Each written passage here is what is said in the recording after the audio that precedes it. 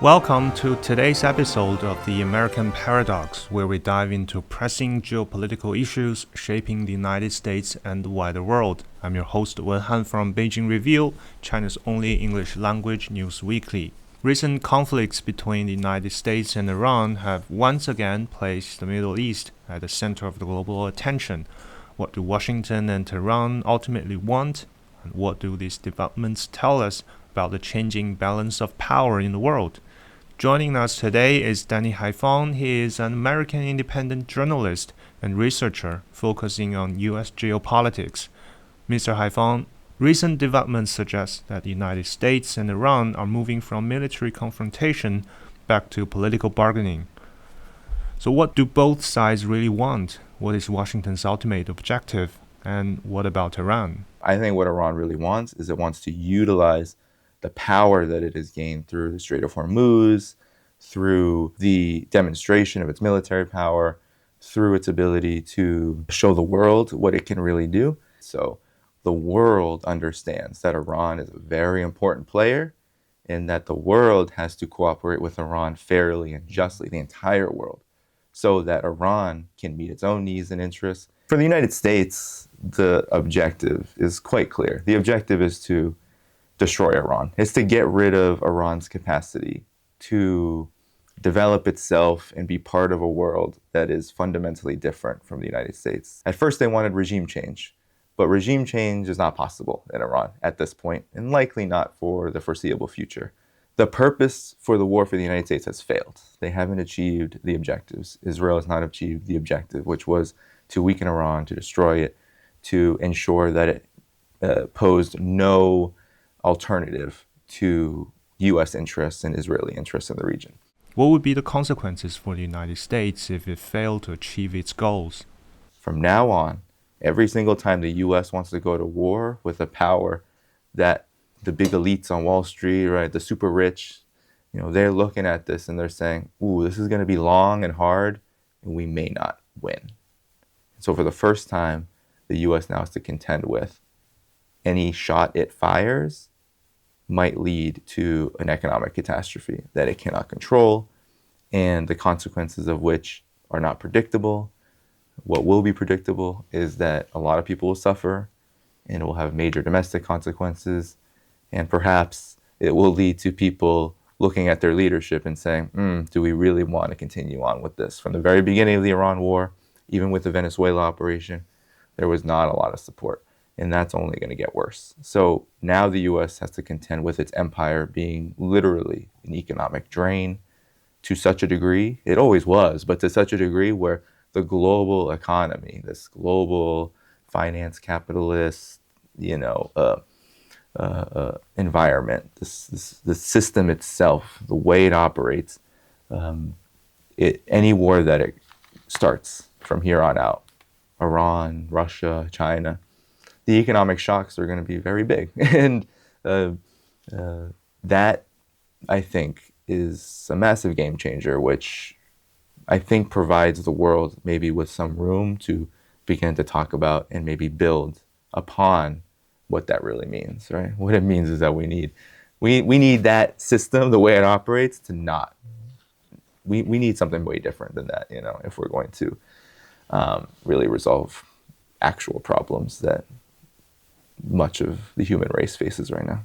And some argue that the United States itself has become a major source of disruption to the existing international order. Since returning to office, President Trump has imposed tariffs on much of the world, withdrawn from a number of multilateral institutions.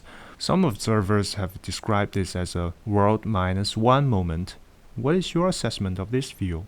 Well, in terms of world minus one, you're referring to the world minus the United States. Is that what you're talking about? Because that, what's interesting about this is the material basis for this is it's a contradiction. On the one hand, the U.S., through its kind of empire in decline moment, is isolating itself more.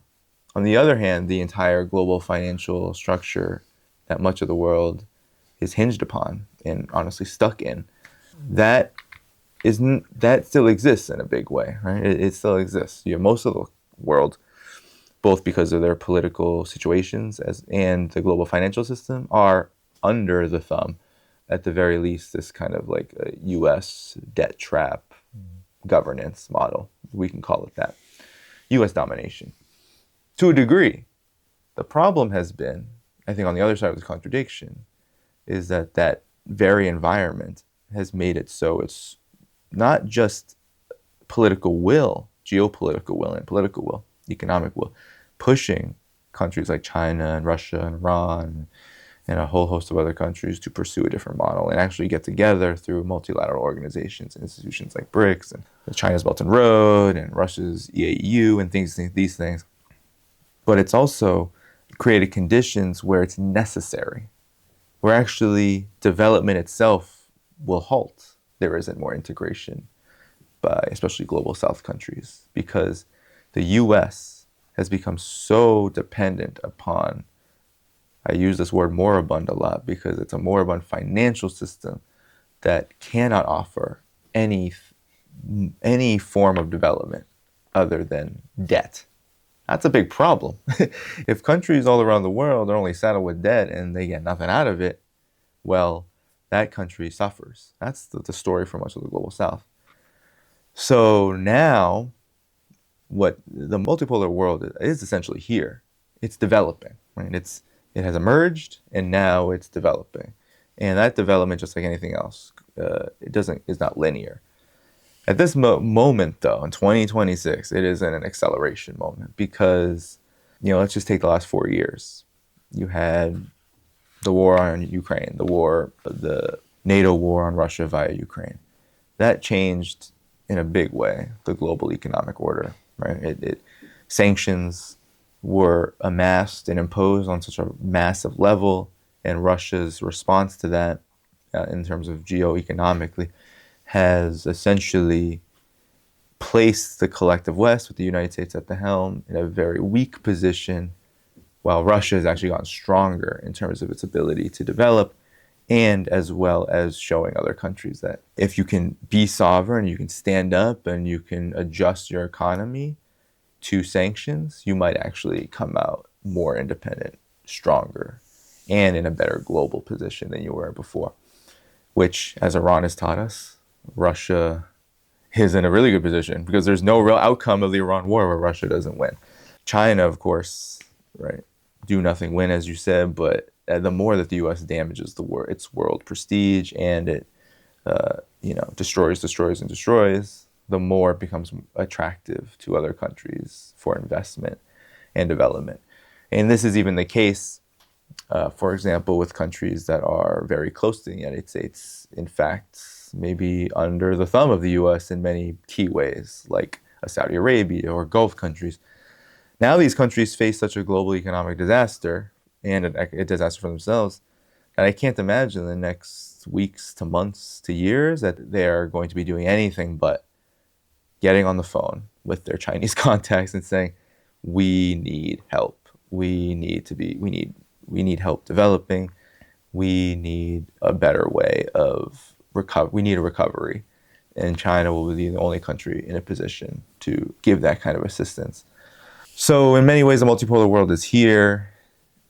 Of course, the United States is trying its best to stop it, to reverse it, and to essentially in this, I guess, like global class war, like in this attempt to carry on the Cold War's legacy by destroying any alternative political and economic system that still exists.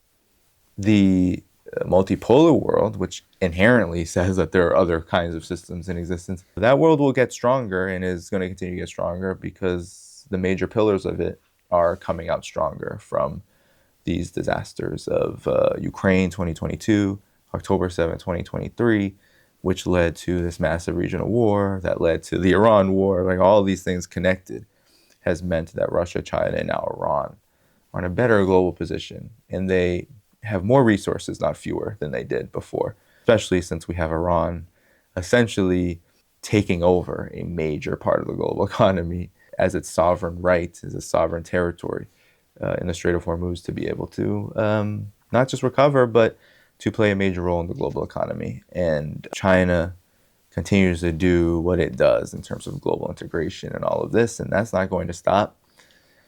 This period has been actually, I think, an acceleration moment for the multipolar world. It has also meant, though, that, as I said, it's not linear. So some of these multilateral institutions, especially the ones that are hinged upon like a consensus-based way of working, like the BRICS, SCO, these things, they're not always going to be in a major strong position to lead this trend and development. Actually, the strengthening of, especially in the temporary, like in the immediate senses, when you have Russia, China, and Iran get stronger in some ways, other countries that are maybe more on the fence, their political governance systems, they have to negotiate and contend with more U.S. interference than they do.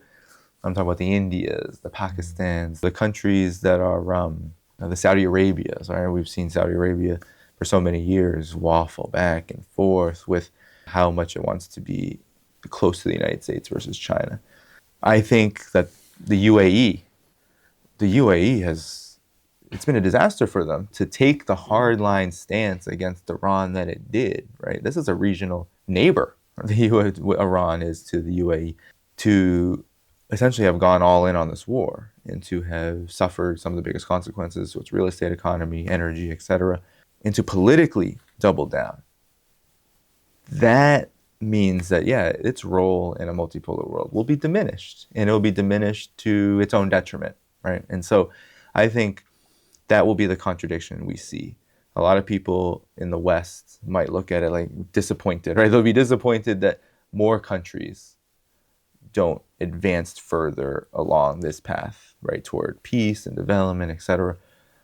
But I think in the medium and longer term, the strengthening of the pillars of the multipolar world means that those forces in the world that are in a better position to join in on this trend will, and they will be far better off for it. So I think we're going to see actually consolidation leading to an expansion of a multipolar world in the next years to come, even if some of the players, right, the new BRICS members, this kind of thing, are not in a position to take any kind of leadership in that. They may actually go backward because of political pressure from the U.S. hegemon. Well, and will a multipolar world come with some anarchy? The further along this path that the world goes, the more desperate the U.S. becomes. So the big concern, I think, in the next 10 to 30 years, will be what does, I think I've said this before too, what does the U.S. elite do, especially those who are on the more fanatical end of the political spectrum. And I think we are headed toward a moment where the more powerful an alternative to the U.S. empire becomes, the more destructive it will want to be in stopping it, the more limited its options will be at the same time. And it's a bit of a toxic combination. Like, I think that will really test the idea of mutually assured destruction, because desperate empire is a dangerous empire. Empires rise and fall, alliances shift, and new powers emerge. But for most people, the real question is far simpler. Will the next chapter of global politics bring greater stability and development, or more conflict and division? As the world navigates an era of profound change, that answer remains unwritten, and it will be shaped not by one country alone, but by the choices of many. Mr. Haiphong, thank you for sharing your insights with us today. That's it for this episode of The American Paradox. What do you think? Let us know. This podcast is produced by Beijing Review. If you enjoy the show, don't forget to subscribe, leave us a review, and share it with someone who is interested in this topic. I'm Wenhan. Until next time, stay curious.